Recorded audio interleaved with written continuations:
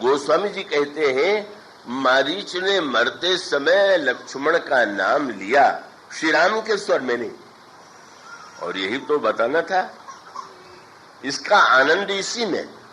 मारीच ने अगर श्री राम के स्वर की नकल की होती और तब उन्हें ऐसा लगता कि संकट में है, तो एक सीमा तक, यद्यपि वह अभी पूर्ण विवेक युक्त नहीं था, लेकिन मानो संकेत यह था कि जिस समय ये मारीच कौन है। कई बार प्रश्न आता है कि भक्त ईश्वर की प्रेरणा से कार्य करता है, तो भक्त ईश्वर की प्रेरणा से कार्य करता है, किंतु यह जो हमारे आपके हृदय में बात आई और जब हम कहते हैं कि ये ईश्वर की प्रेरणा है, तो कैसे हमने जान लिया कि ईश्वर की प्रेरणा है? ईश्वर की प्रेरणा का अर्थ ये तो नहीं हुआ कि हमारे मन में जो बात आ जाए, मन में जो बातें उठने लगे, हम उसी को ईश्वर की प्रेरणा का नाम दे दें और ईश्वर की प्रेरणा का नाम दे करके हम अपने मन की वासना को ही ईश्वर की इच्छा, ईश्वर की आज्ञा अगर मान लेंगे तो निश्चित रूप से जीवन में भटकाव आए बिना नहीं रह सकते। और अधिकांश लोगों की समस्या यही है कि वो जब ईश्वर की बात कहते हैं तो ईश्वर की बात आपको सुनने के लिए सही कान मिला है कि नहीं मिला, और अगर वही और अनेक स्वर, अभी तो चुनाव हुआ है, का अनेक दृष्टांत आते हैं। पिछले थोड़े वर्ष पहले चुनाव के समय मैं वहां पर समुद्र गौरव में बरली सी फेस पर ठहरा हुआ था। इस जन मिलने आए, चुनाव में खड़े हुए थे, तो मैंने पूछा कि आपके चुनाव में खड़े होने का उद्देश्य क्या है? बोले मेरे गुरुदेव सर्वशक्तिमान हैं और मैं उनके संकल्प की पूर्ति कर रहा हूं। तो आप प्रचार करने जाते हैं? नहीं, मैं प्रचार करने नहीं जाता। तो फिर आपको क्या लगता है? बोले मुझे पूरा विश्वास है, मेरे गुरुदेव में बड़ी श्रद्धा है। और श्रद्धा विश्वास दोनों का नाम उन्होंने ले लिया। इतनी श्रद्धा है और मेरा विश्वास है कि जो मत देने वाले हैं वो दूसरी की पेटी में डालेंगे पर मेरी पेटी में आ जाएगा। अब ये जो श्रद्धा विश्वास की व्याख्या थी, तो वो बेचारे तो कहीं से उनको कोई ऐसा कुछ नहीं हुआ। तब गुरुदेव की कमी है या सचमुच उनके उस बुद्धि को जिसको उन्होंने श्रद्धा विश्वास का नाम दे दिया, क्या वो सचमुच श्रद्धा विश्वास है क्या? उसका अर्थ ये है, अनेक प्रसंगों में ये दिखाई देता है और ये प्रसंग तो सर्वोत्कृष्ट है। ये मारीच तो साक्षात लोभ का ही स्वर्ण मृग जो है वो लोभ, और लोभ का स्वर, जब लोभ का स्वर ईश्वर का स्वर लगे, एक बड़े महत्व की बात है। हमारे अंतःकरण में कभी काम का उदय हो सकता है, कभी क्रोध का, कभी लोभ का, और उन सारे स्वरों को अगर हम ईश्वर का स्वर मान लेंगे तो अनर्थ ही हो जाएंगे। आप गीता में पढ़ते हैं, भगवान एक और तो कहते हैं कि ईश्वर ही समस्त प्राणियों के हृदय में बैठा हुआ, ईश्वर सर्वभूतानाम हृदय से अर्जुन तिष्ठति भ्रामयन् सर्वभूतानि यंत्रारूढ़ानि माया। एक और तो भगवान का यह वाक्य, दूसरी ओर अर्जुन ने जब भगवान से पूछा कि प्रभु भगवान, कई बार ऐसा होता है कि व्यक्ति जो है समझता है कि बुरा है, यह अच्छा है, लेकिन न चाहने पर भी बुराई की दिशा में चला जाता है। इसके पीछे कौन है? तो भगवान को यही तो कहना चाहिए कि सब ईश्वर की इच्छा से होता है। कही चुके हैं कि ईश्वर ही चलाता है, लेकिन बस सूत्र यही है। एक और भगवान कहते हैं ईश्वर हृदय में बैठा हुआ समस्त प्राणियों को यंत्र के रूप में यंत्रारूढ़ानि माया की तरह चला रहा है। पर जब अर्जुन ने कहा अनिच्छन्न विवाश्रेय बलाद्योनियोजितः, इच्छा न होने पर भी हम क्यों बुराई की ओर जाते हैं? भगवान ने ईश्वर का नाम बिल्कुल नहीं। ये नहीं कहा कि जो होता है वो मेरी इच्छा से होता है। भगवान ने तुरंत कहा, अर्जुन अगर ऐसी कोई बात आ जाए तो समझ लो काम एष क्रोध एष रजोगुण समुद्भव महाशनो महापापमा विद्धेन विवैरिणम। भगवान कहते हैं यह काम है, यह लोभ है, ये मोह है जो बुरी दिशा में ले जाता है, और तुम्हारी सामर्थ्य ये है कि तुम इन्हें नष्ट करो। और इसका अर्थ ये है कि ईश्वर की प्रेरणा का वस्तुतः उसको बहुत कम लोगों को प्रेरणा मिलती है, और उस प्रेरणा को पाने के लिए पहले अंतःकरण वैसा बनाना पड़ता है। ये आप देखें, इस विषय में प्रसिद्ध ग्रंथ उसके विषय में आपने सुना होगा, और यहाँ तो अनेक महात्मा संत आते हैं, हो सकता है कि उसकी व्याख्या भी की गई हो। तो पातंजलि योग दर्शन में उसका अभिप्राय क्या है? आप जब यह पढ़ते हैं कि समाधि को ही, समाधि लक्ष्य है जीवन का, और समाधि में ही आत्म साक्षात्कार होता है, तत्व ज्ञान होता है, पूर्णत्व की अनुभूति होती है, तो उसका भी तात्पर्य यही है कि आप पहले वह तो बनाइए कि जिस अंतःकरण में, जिस हृदय में केवल ऐसी स्थिति आ जाए कि बुरी से बुरी बात तो जाने दीजिए, अच्छी से अच्छी बात भी मिट जाए। वो थोड़ा अधिक गंभीर है, पर उसका अभिप्राय है कि जब तक बुरे संस्कार हैं तब तक तो जाने कितने स्वर जो हैं वो वस्तुतः हमारे काम क्रोध लोभ के होते हैं, हम उसे ईश्वर का मान लेते हैं। पर जब जिससे हम अच्छा संस्कार कहते हैं वह भी हमारे संस्कार का मानी हुई मान्यता का स्वर होता है, इसलिए वह स्थिति कि जिसमें केवल ईश्वरीय वाणी को छोड़ करके अन्य कोई वाणी आपके अंतःकरण में आवे ही नहीं, वह अंतःकरण की स्थिति, उस समाधि तक पहुंचने के लिए कितनी लंबी साधना करनी पड़ती है, यह उस प्रसंग में पातंजलि योग दर्शन में उसका वर्णन किया गया।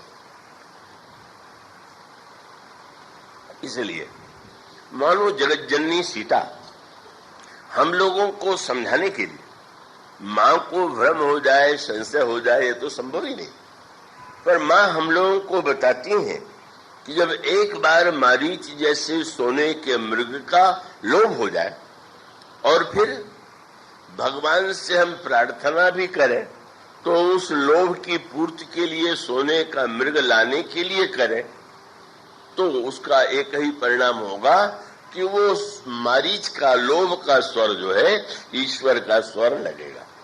और आप इसीलिए देखिए ना, हर साल हर महीने दूना नोट बनवाने के लिए, गहने दूने करने के लिए कितने लोग ठगे जाते हैं। पढ़ते हैं, आता है समाचार पत्रों में, फिर भी ठगे जा रहे हैं। उसका अर्थ यह है कि लोभ इतना प्रबल है कि बस वो लगता है कि वो दूसरा ठगा गया, पर मैं तो ठगा कैसे जाऊं। इसलिए मानो मां ने सावधान किया, मारीच का स्वर ईश्वर का स्वर समझने की भूल मत करो।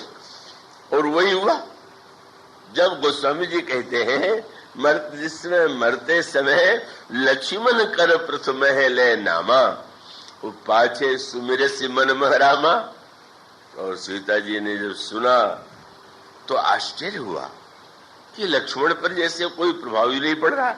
आश्चर्य है, क्या मारीच का स्वर लक्ष्मण जी के कानों में नहीं गया? और सोचिए, स्वर में तो लक्ष्मण जी को पुकारा गया, तो आपका नाम लेके कोई पुकारेगा तो आपका ध्यान तो सबसे पहले जाएगा। तो अगर मारीच का स्वर भगवान राम पुकार रहे हैं लक्ष्मण लक्ष्मण, तो सबसे पहले तो लक्ष्मण जी का ध्यान जाना चाहिए था।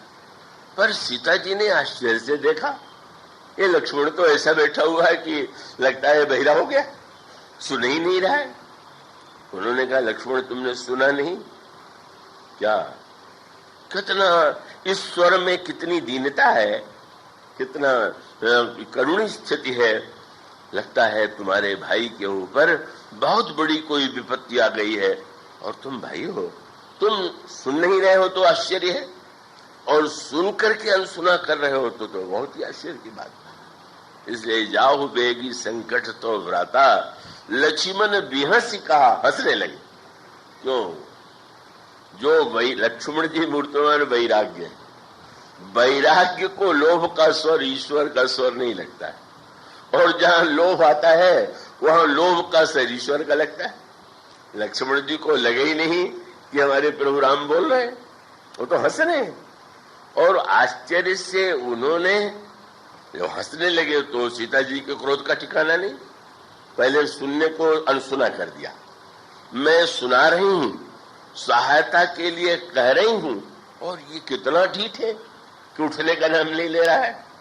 और श्री लक्ष्मण जी ने कितना सुंदर वाक्य कहा, लक्ष्मण बिहसी कहा, सुनो माता, मां आप ये कह रही हैं, आपको क्या ये ज्ञात नहीं है कि भृगुटी विलास सृष्टि लय होई, जिस श्री राम के प्रभु राम के भौहों के संकेत से सृष्टि का विनाश हो जाता है।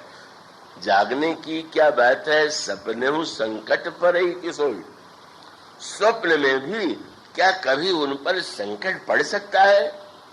मानो यही अंतर है। ईश्वर संकट में है, उसकी सहायता करनी चाहिए।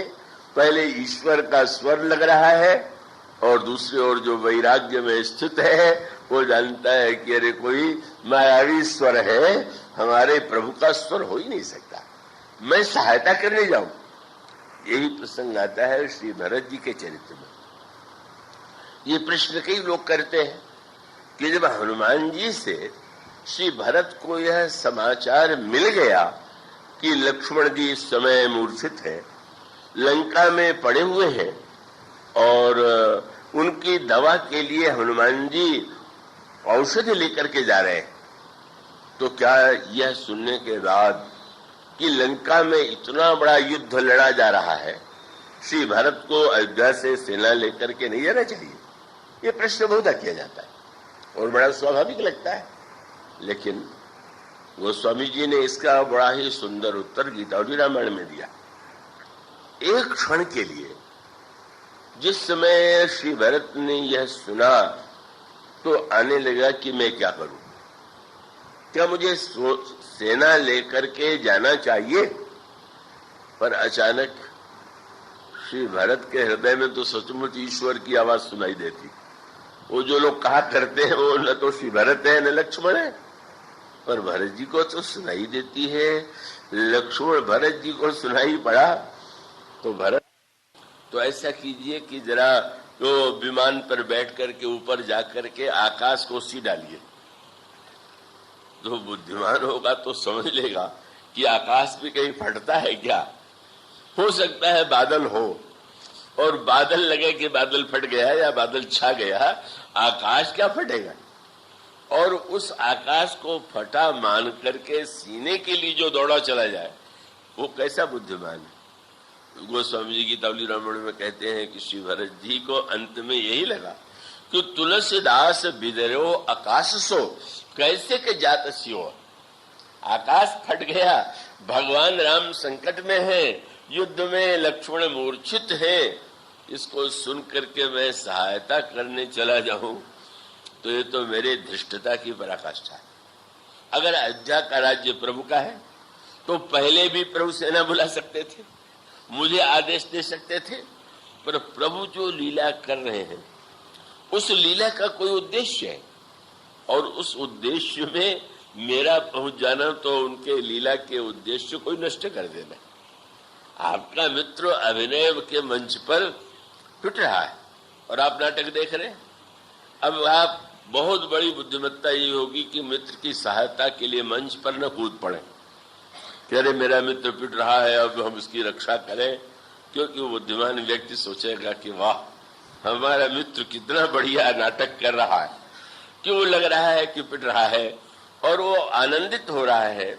मानो उसका अर्थ है लक्ष्मण जी को हंसी इसलिए आ रही, आज माँ कह रही है संकट में है, माँ कह रही है कि सहायता करने जाओ, और भरत जी भी इसीलिए नहीं गए। अरे मैं क्या जाऊंगा, प्रभु जो है वो तो सब कुछ करने में समर्थ है, पर इतना होते हुए भी अगर उन्होंने मूर्छा का नाटक किया है, दवाई मंगाने का नाटक किया है, तो मुझे बीच में हस्तक्षेप नहीं करना चाहिए। और बात तो यही सही है, वो तो नाटक था प्रभु का। एक बार मेघनाद ने बाण मारा तो मूर्छित हो गए, प्रभु विलाप करने लगे, तो वैद्य बुलाया गया, हनुमान जी को भेजा गया, दवा बुलाई गई। और दूसरी बार जब रावण ने लक्ष्मण जी को मूर्छित कर दिया तो बंदरों ने सोचा कि अब वही होगा, फिर वैद्य की खोज होगी, वैद्य बुलाया जाएगा, शायद सुखेड़ वैद्य को फिर से बुलाया जाए और हनुमान जी को फिर से दवा लाने के लिए कहा जाए। पर बंदरों ने देखा तो आगे भेद खुल गया। भगवान ने न तो वैद्य बुलाया, न हनुमान जी को दवा लेने भेजा।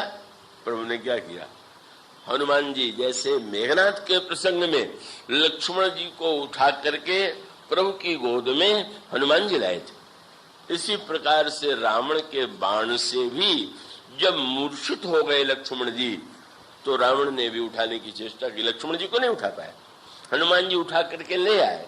यहां तक तो समानता थी, पर प्रभु की गोद में जब लक्ष्मण आए तो प्रभु ने वैद्य दवा कुछ नहीं, क्या किया, धीरे से प्रभु ने लक्ष्मण के कान में कहा, बस बहुत हो चुका, अब बहुत पूरा हो गया नाटक। अरे लक्ष्मण तुम हो कौन, तुम कृतांत भक्षक श्रोता था, तुम काल को खाने वाले हो, क्या ये रावण का बाण तुम्हें मूर्छित कर सकता। और सुनत बचन उठ बैठ कर पाला, इतना वाक्य लक्ष्मण जी के कान में गया, उठ करके बैठ गए। तो ईश्वर के ऐश्वर्य महिमा को जान लेने के बाद तो फिर तो इस प्रकार का कोई अंतःकरण में भ्रम होने की संभावना ही नहीं। इसलिए वस्तुतः यही जो एक संकेत है, मानो यह बताने के लिए है कि सती जी ने अपने आप में बुद्धिमत्ता के अभिमान के कारण परीक्षा ली। लौट करके आने के बाद जब भगवान शंकर ने पूछा कि किस विधि से तुमने परीक्षा ली, तो बहुत अच्छा ये होता कि बता देते कि मैं क्या बताऊं, मैं तो बड़ी भूल मुझसे हो गई, आपने तो पहले मुझे बताया था, मैं समझ नहीं पाई, और वहां जाकर के मुझे पता चल गया कि साक्षात प्रभु हैं। मैं आपसे, उन्होंने तो क्षमा कर ही दिया, आप भी मेरे अपराध को क्षमा कर दीजिए, तो ये बुद्धि का सदुपयोग होता। लेकिन भगवान शंकर ने जब कहा कि सत्य बोलना, तो याद रखिए, सत्य बोलना साधक का सर्वोत्कृष्ट धर्म है। जो साधना के पथ पर चल रहा है, रोगी अगर डॉक्टर से झूठ बोलेगा, रोगी अगर वैद्य से झूठ बोलेगा, तो दवा क्या करेगा। मानो यहीं पर सती जी के जीवन में जो अपनी बुद्धिमत्ता का अभिमान है, मैं कैसे कहूं कि मुझसे भूल हो गई, और तुरंत फिर से वही बुद्धिमत्ता का अहंकार से उठाने लगा। महाराज मैंने कोई परीक्षा नहीं लिया, तो परीक्षा लेने ही तो आप गई थी। कह लेंगे कि नहीं महाराज, आपने दूर से प्रणाम कर दिया, मैंने सोचा और पास जाके प्रणाम करना चाहिए, तो मैंने परीक्षा थोड़ी लिया, बस पास में जाके प्रणाम कर लिया। कछु न परीक्षा लीन गोसाई, कीन प्रणाम तुम्हारे ही। आश्चर्य हुआ, मानो वह बुद्धि जो अपने आप को ही श्रेष्ठ मानने की अभ्यस्त हो चुकी है, थोड़ी देर के लिए कभी कभी हम तर्क से किसी के सामने हार जाएं तो हार गए ऐसा लगने पर भी अगले क्षण फिर से बुद्धि का अभिमान जागता है। वही हुआ, और जब ऐसा हुआ तो शंकर जी ने सोचा कि ये बात तो समझ से परे, यहां समझाने पर समझ में नहीं आया, और जाके प्रणाम करके आ गई। आपने नेत्र मूंद लिया, और तब शंकर देखे धरि ध्याना, सती जो कीन चरित सब जाना। सारा वो दृश्य भगवान शंकर के सामने आ गया। उस समय सूत्र यही है, एक बहुत ही ये साधना का अंतरंग प्रसंग है, उस पर जितना आप विचार करें या जितना आपके हृदय में उदित हो, आपको भवानी शंकरो वंदे श्रद्धा विश्वास रूपिणो सोरेवाला जी के ट्रस्ट से वितरित किए जाने वाला है। पर ये मत भूल कीजिएगा कि आप जो कुछ कथा में कहा गया उसमें ढूंढने लगी। वो मेरे पास कोई रटी रटाई वस्तु नहीं, उस समय जैसा हुआ वैसा लिखा गया, कहा गया। अब इस समय कोई वो थोड़ी है कि वही बात आप उसमें ढूंढने लगे कि आज की कथा में जो हुआ था उसमें कहाँ है। वो उसका अर्थ ये है कि ये तो अनंत है। इस अनंत में जितनी बार आप डुबकी लगावेंगे आपको कुछ न कुछ मिलेगा, नया नया मिलेगा। यही इस अनंत की अनंतता है। और इसमें जो साधना का महानतम तत्व है यही, किस तरह से साधक कभी कभी साधक बनने के लिए जो आवश्यक गुण है वह है अपनी भूल को जान लेना, जान करके उसको स्वीकार कर लेना, स्वीकार करने के बाद उसको दूर करने के लिए उपाय पूछना। यही एक महानतम, आप शरीर के रोग में यही तो करते हैं। हमारे एक बड़े भारी आयुर्वेद के विद्वान थे सत्यनारायण शास्त्री। वे, उनकी परंपरा थी, वे रोगी से नहीं पूछते थे कि तुम्हें क्या हुआ है, बस वो रोगी की नाड़ी देखते थे और फिर लिखते थे कि क्या क्या नाड़ी से पता चला कि ये रोग है। और फिर उसमें वे रोगी से बताते थे कि तुम्हें ये कष्ट है। और कई रोगी थोड़ा संकोच बस झूठ बोल जाते थे। मान लीजिए कुछ रोग ऐसे हैं कि जिसको बताने में संकोच व्यक्ति को नहीं होता, पर कुछ रोग ऐसे होते हैं कि कहने में व्यक्ति को लगता है कि ये बताना तो ठीक नहीं। अगर किसी व्यक्ति ने, रोगी ने कह दिया कि महाराज ये तो आप जो कह रहे हैं वो तो नहीं है, तो तुरंत कह देते थे कि आप और किसी वैद्य के पास जाइए। जब मैं आपके रोग का ही पता नहीं है तो मैं दवा क्या दूंगा। और वह सूत्र मानो यह बताने के लिए कि जहां पर हम रोग मन का दूर करना चाहते हैं वहां तो अपने मन की समस्या को सामने रखना कर्तव्य है। और अगर हम रोगी के सामने जाकर के, डॉक्टर के पास रोगी जाए और रोगी पूछे, डॉक्टर पूछे आपको क्या कष्ट है, बोले मुझे तो कोई कष्ट नहीं, मैं तो आपको देखने ही आ गया, तो डॉक्टर कहेगा बेकार, आपने देख लिया, आप चले जाइए। सती जी अगर ये कह देती कि मेरे मन में संशय था, भ्रम था, अभिमान के कारण मैं चली गई और मुझसे भूल हो गई, नहीं नहीं, अरे आपने तो दूर से प्रणाम कर दिया, मैं तो पास से प्रणाम करके आ गई हूं। भगवान शंकर ने सोचा अब क्या करना चाहिए। और तब ये एक बड़ा गंभीर प्रसंग यह है कि ये जो वन है, चित्रकूट का वन जो है प्रेम का वन है और दंडकारण्य का वन जो है संशय का वन है। तो चित्रकूट के मिलन में, वन में मिलन होता है और दंडकारण्य के वन में वियोग होता है। चित्रकूट में श्री भरत का श्री राम से मिलन हुआ, अयोध्या वासियों का प्रभु से मिलन हुआ, गुरु वशिष्ठ और भगवान राम का मिलन हुआ। और दंडकारण्य में भगवान राम का सीता जी से वियोग हुआ और सती जी से शंकर जी का वियोग हुआ। क्योंकि यह दंडक वन जो है संशय का वन है। प्रेम के वन में मिलन होता है और संशय के वन में वियोग होता है। जब प्रेम आता है तो दूरी मिट जाती है और संशय आ जाए तो पास होने पर भी दूरी आ जाती है। मानो शंकर जी ने जब ये सोचा अब मुझे क्या करना चाहिए, उनके हृदय में राम बोले, आप लोग तुरंत मत कह दिया करिए, और कई कितनी दुर्घटनाएं हो जाती हैं।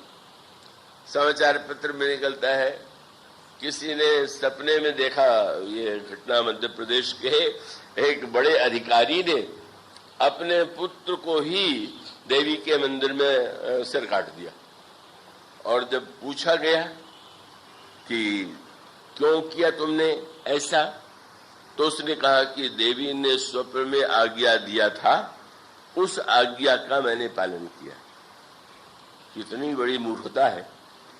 इसका अर्थ है कि जितने सपने आवे और उसमें भगवान के कोई रूप दिखाई दे और कोई आज्ञा सुनाई दे, क्या वो सचमुच भगवान की आज्ञा है क्या? स्वप्न जो आता है वो भगवान की ओर से भी आ सकता है, लेकिन अधिकांश स्वप्न तो हमारे आपके मन का ही निर्माण है, मन का ही खेल है। इसी को समझ लेना बहुत बड़ा साधक का कर्तव्य है। इसलिए मानो रामायण में बताया गया कि रावण जब हारने लगता है तो हनुमान बना देता, श्री राम लक्ष्मण को प्रकट कर देता है। अब रावण के बनाए हुए हनुमान की अगर पूजा करने लगे बंदर, और रावण के बनाए हुए श्री राम और सीता जी को देख करके अगर बंदर साष्टांग प्रणाम करने लगे तो अनर्थ ही हो जाएगा। अब जिस समय रावण ने हनुमान जी को बनाया और वो पर्वत लेकर के, जो हनुमान दिखाई दे रहे हैं, बड़े बड़े पर्वत लेकर के आ रहे हैं, बेचारे घबरा गए बंदर। अरे अब हनुमान जी ही पहाड़ लेकर के चले आ रहे हैं। और तब प्रभु समझ गए बंदर भ्रम में पड़ने जा रहे हैं। और ऐसा भ्रम बहुत बार हो जाता है। कब ऐसा भ्रम उठता है? जब भगवान साथ में हो। भगवान ने देख लिया कि सारे बंदर में भ्रम पड़े हुए हैं, आपने ऐसा बाण चलाया कि सारे हनुमान को नष्ट कर दिया। हनुमान जी के रूप को भगवान नष्ट कर दे। और उससे भी बड़ी बात यह है कि जहां देखते हैं बंदर, वहां पर राम और लक्ष्मण दिखाई देते हैं।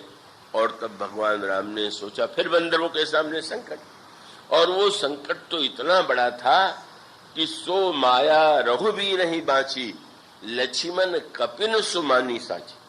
सारे बंदरों को लगने लगा कि ये तो श्री राम खड़े। और तब क्या हुआ? उन राम पर राम ने ही प्रहार किया। भगवान राम ने एक बाण के द्वारा सारे राम के रूपों को नष्ट कर दिया। भगवान राम ने एक बाण चला करके हनुमान जी के सारे रूपों को नष्ट कर दिया। और उसका अर्थ ये है कि इसमें भेद करना बड़ा कठिन हो जाता है। आपने किसी ग्रंथ में पढ़ लिया, बलिदान की कोई कथा, कोई पुराण की कथा, आपके मन में वो एक छाया बनी। अब आप सपना देखने लगे और वो आपको लगने लगा कि ये देवी की आज्ञा है। देवी की आज्ञा न तो थी और न तो उसका फल हुआ। उस तो बेचारे को तो जेल में ही जाना पड़ा। इसका अर्थ है कि सचमुच ये शंकर जी का प्रसंग है। क्या मैं क्या करूं? परम पुनीत न जाई तजी किए प्रेम बड़ पाप। ये अत्यंत मेरे प्रति आदर रखने वाली, इनके मन में मेरे प्रति बड़ी निष्ठा है। अगर मैं इनका परित्याग करता हूं तो बड़ा कष्ट है, और नहीं करता हूं तो फिर ऐसी परिस्थिति में बड़ा पाप। नहीं करता हूं तो पाप तो मैं क्या करूं? और तब बहुत सुंदर बात है। क्या बोले? सुमिरत राम।